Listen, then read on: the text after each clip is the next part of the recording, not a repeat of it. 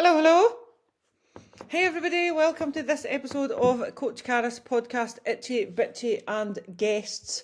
I am very excited to be talking about a top secret topic, something that a lot of us suffer from and we just don't speak about it. It's like we just want to keep it a secret. So today I'm going to speak about low mood, why it happens,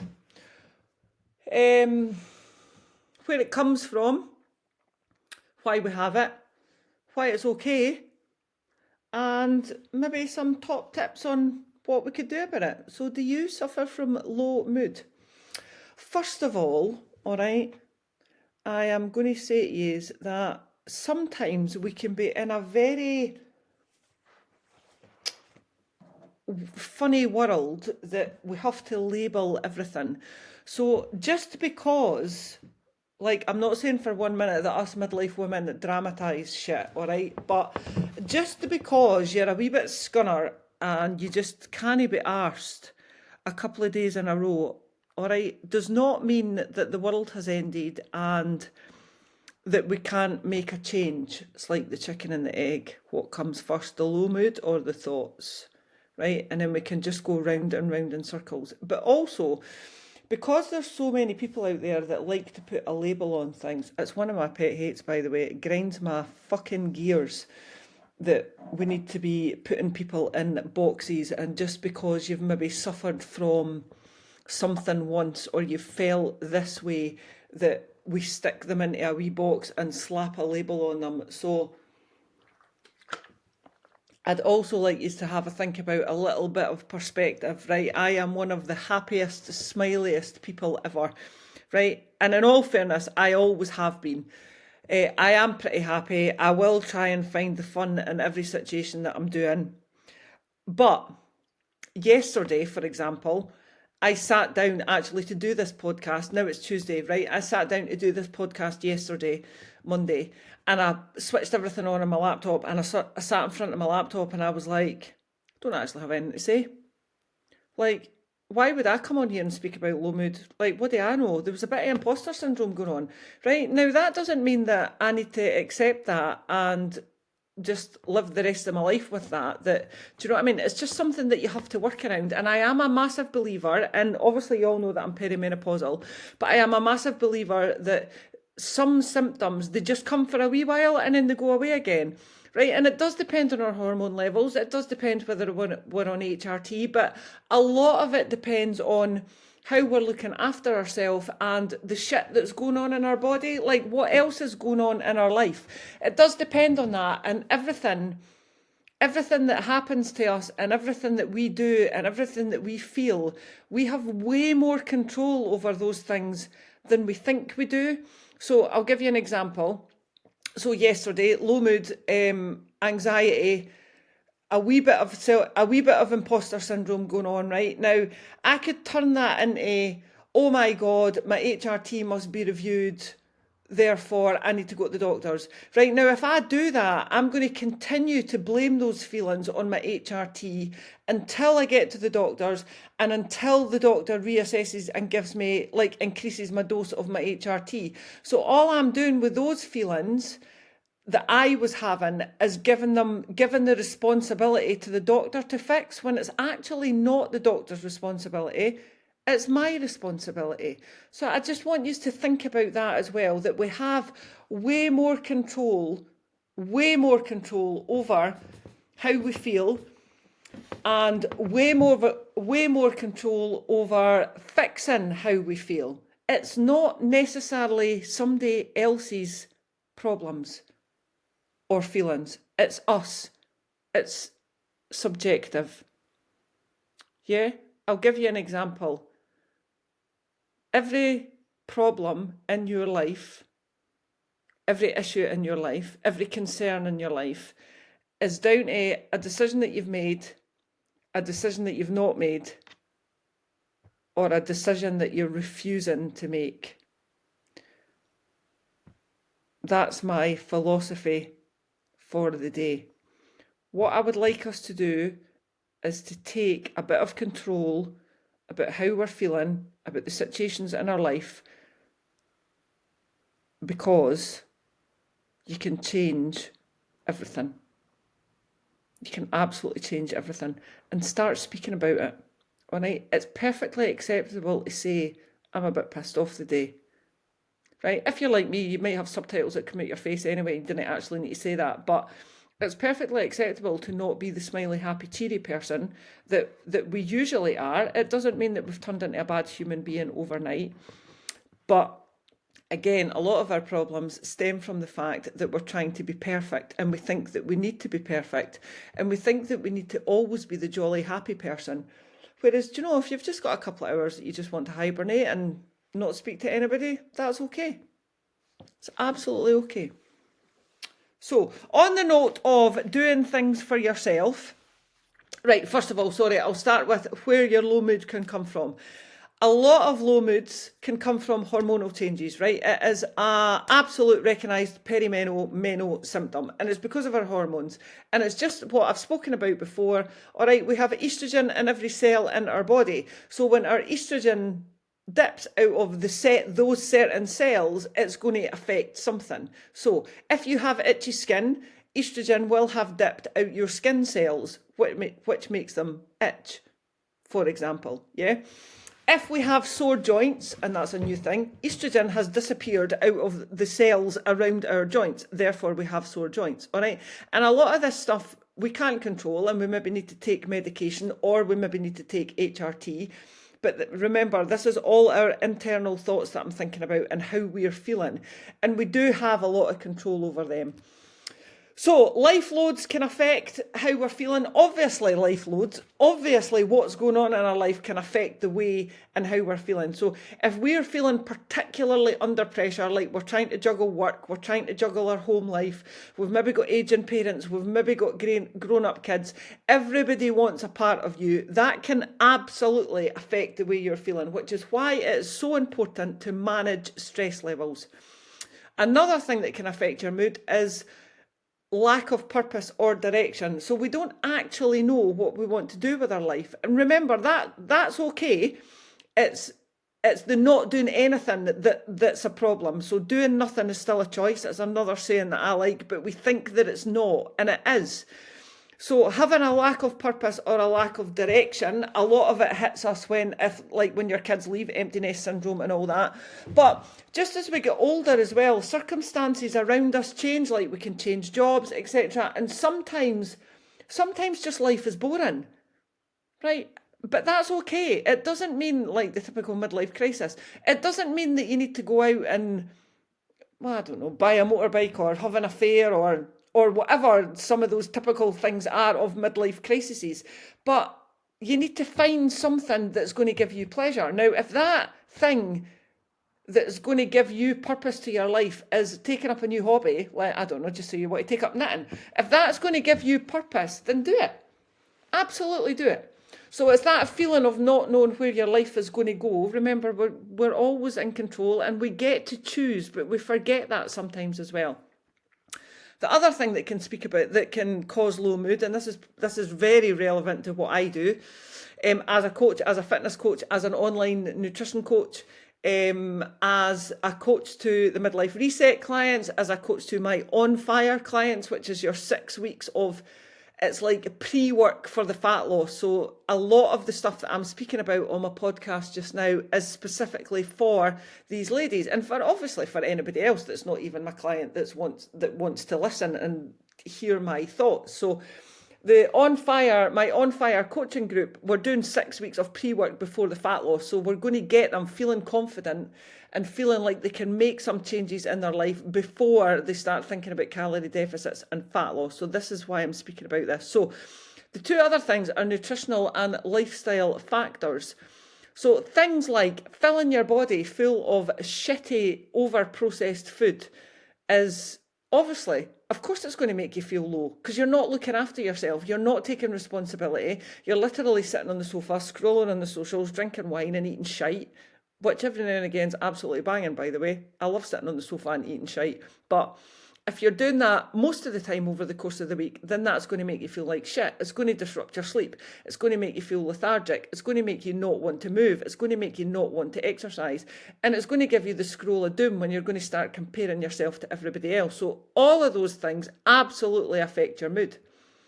This is why I'm saying to you, we have more control over what we're doing. So speaking about your lifestyle and stuff, just think about it, right? You're lying in your bed in the morning and your alarm goes off, right? And you absolutely shit yourself. And then that just makes you crab it. So you snooze it. So you fall back asleep for like 9 minutes or 8 minutes. Anybody else's alarm do that, by the way? I never snooze my alarm, right? I am one of those annoying people that just gets up when my alarm goes off because I'm excited for the day and what I can achieve and what's happening and who I'm going to get to speak to and who I'm going to get to interact with and what fun I can have as well. But if I did snooze my button, that sounds really rude. If I did snooze my alarm, it goes off again after 8 minutes. I just think that's a random number. I would fully expect it to be 10 minutes. Anyway, by the by. Right, anyway, so imagine you, right, just picture this. You're lying in your bed in the morning, your alarm goes off, and you're just like, you absolutely shit yourself to start with, and then you're like, oh, fuck this is shit. So you snooze it, right, and then you wake up again. But when you wake up again and it goes off, all you can think about is, I need to get the kids ready for school. If I actually didn't get out of my bed, I'm going to be late. I'm going to be late for my work. And then you start thinking about the massive to-do list that you've got to do. And then you're just like, this is shit. I'm actually just lurching from one drama to another, getting through one day to the next, right? So you then start with the whole negative thing. Why am I even doing this? Why is this happening?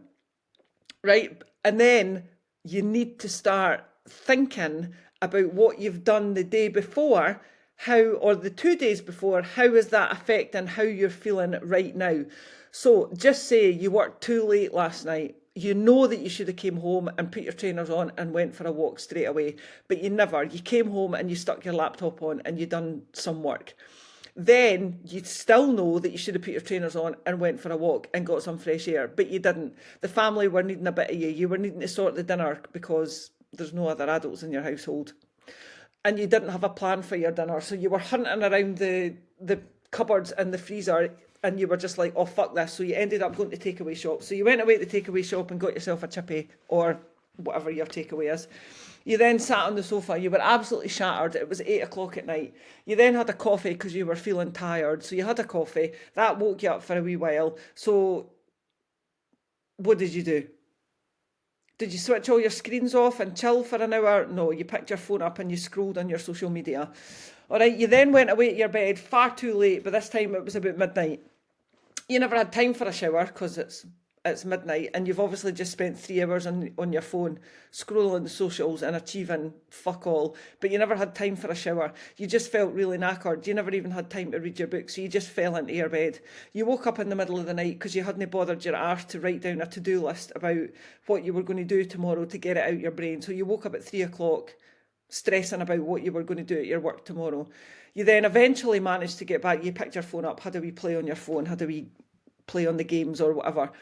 You then fell asleep. You literally went unconscious at 4:30. Your alarm went off at 6 o'clock. You shit yourself. And then the feelings of the fear about what you've got to do, about your to-do list, that you're going to be late for your work, that you're going to be late for your kids. You should have got up 20 minutes ago and you could have went for a walk. But let's face it, you didn't actually have time. You then haul your ass out of bed, stand under the shower for 2 seconds, get everybody sorted, leave the house, you've had no breakfast, you get into your office or whatever, and you're sitting at your desk and you're just sitting there thinking, this is absolutely shit. You never made your breakfast, you didn't have any breakfast, you haven't got your lunch away, so you'll end up in Greg's or McDonald's or something for your lunch. You're going to get home again, you're going to feel like shit, you're going to be tired because you never slept, you're going to be tired because you filled your body full of shit, you're stressed. What happens? Fucking vicious circle. You just keep going round and round and round. Whereas in fact, if you had last night done your hour of work, then went for a wee walk, stuck your trainers on, 20 minutes, get some fresh air. Yeah, it was probably dark. It's still fresh air. While you were out for those 20 minutes, you maybe listened to a wee motivational podcast about how taking control and looking after yourself is where the confidence starts from and where your mood will improve, because you know that you are the most important person. You did that, you came home, while you were listening to your podcast, you figured out what you were going to have for your dinner. You've maybe got some chicken sausages in the freezer, a wee tin of beans in the cupboard. So you made a slice of toast, fired some chicken sausages in the air fryer, tipped a wee half tin of hot beans over the top of them, had a decent, nutritious dinner. Yeah, you then decided that you were going to watch an hour of television, you were going to put your phone away, then you were going to pick up your book for 20 minutes. You read your book, you're feeling a bit sleepy.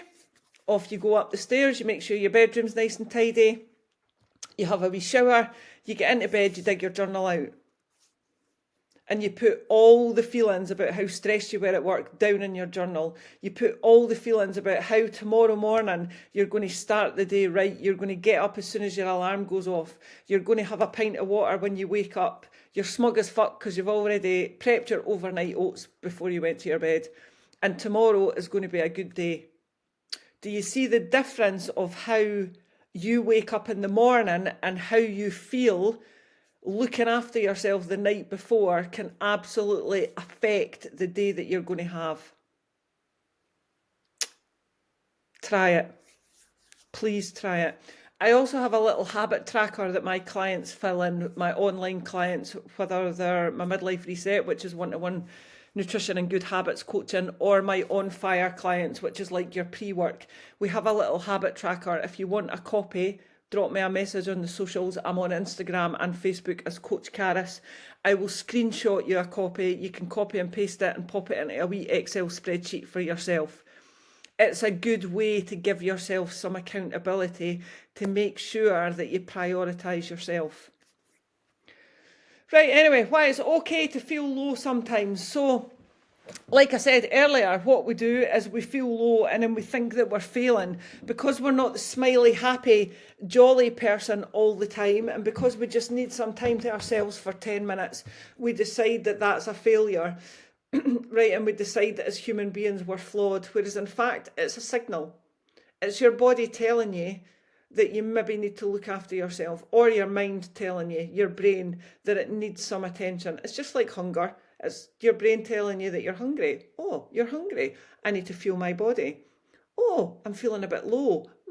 Maybe I need to sit down and take 10 minutes to think about that and do something to make myself feel better. So it's a signal. It doesn't mean you're flawed. We're all allowed to feel shite sometimes. We're all allowed to feel low sometimes. We're all allowed to feel that we cannot be arsed sometimes. It's perfectly normal. We're not robots. Our emotions go up and down, especially women. Our hormones go up and down. Life goes up and down, and that's okay. You're not meant to be high energy and motivated 24/7. Can you imagine? Can you imagine how annoying that would be? Oh, that would be really annoying. Also, self-compassion is something that you need to practice. I had a conversation with my client yesterday about how she was feeling. And one of my clients in the midlife reset, so my one-to-one nutrition and habits coaching. So we had a conversation last night. They all get a phone call, by the way. They get a Zoom video call or a WhatsApp video call once a month, that we can speak about things that are specific to them. So I'm in touch with my clients on WhatsApp all the time. We have WhatsApp groups and we have just me and them, and they can chat about anything. And they also get a little video check-in every week from me, a smiley face. But this one-to-one Zoom call is to chat about things that are specific for them. So it's half an hour. We do it once a month. So I had a chat with one of my lovely ladies yesterday about self-compassion and all the things that she was telling me about how she's feeling at the moment, and about not particularly liking what she's seen in the mirror, about not liking herself, about feeling that she's maybe lost her routine and her habits, and then that obviously brings in self-confidence or low self-confidence, etc. All right, so I did say to her, if this was role reversal and I was sitting in front of you telling you that I felt like this, what would you say to me? And obviously she would tell me that everything was going to be okay.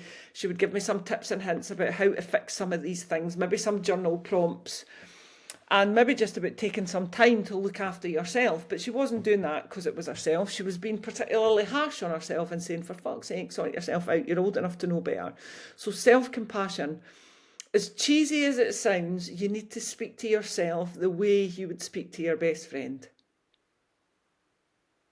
Yeah, it's very true. The next thing about low mood is you need to recognise, try and not over dramatise it. If you're just having a day that you feel a bit low, that's okay. You probably don't need help. You don't need to seek professional help, I mean, like a counsellor or a doctor. If it's continuing, then yes, you do.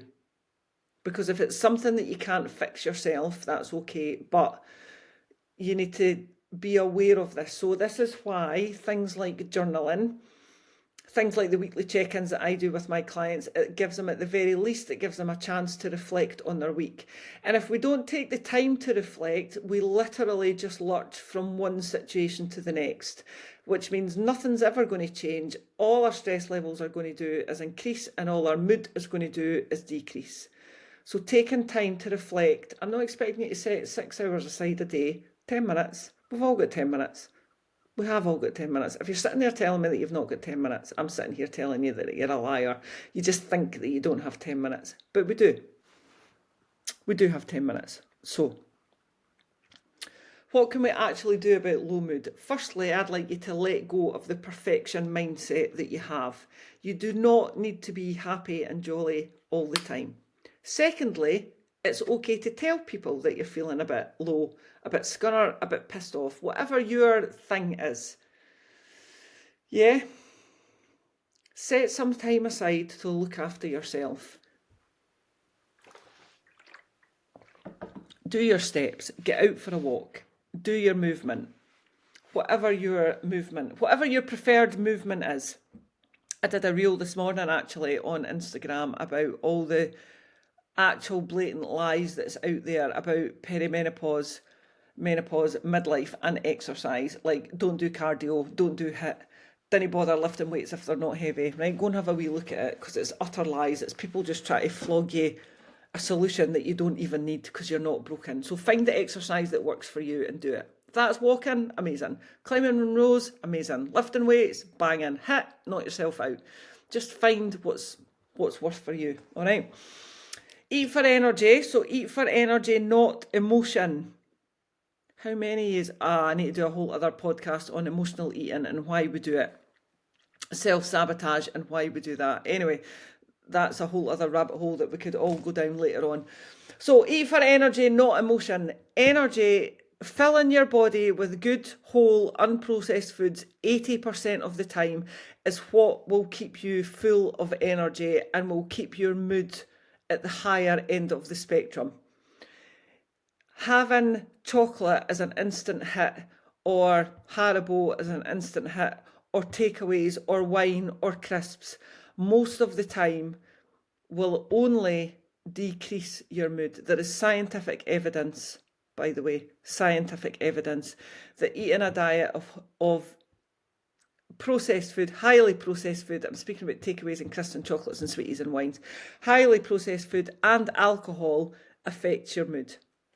Scientific evidence. So eat for energy, get your protein in, eat your carbs, eat your vegetables, all right? Do not eat excessively in the overly processed food department. It will make you feel like shit. Get outside, like I said, do you know, sunlight is good. We all need vitamin D, but don't underestimate the power of going for a walk in the dark. Obviously, I'm not expecting you to walk around the woods or whatever, but if you live in a house and estate, or you live somewhere that you feel perfectly safe to go out for a walk, grab a pal, stick a podcast in, make sure it's low so you can hear if there's anybody behind you, obviously, but get outside. Fresh air is good for you. Set yourself small goals.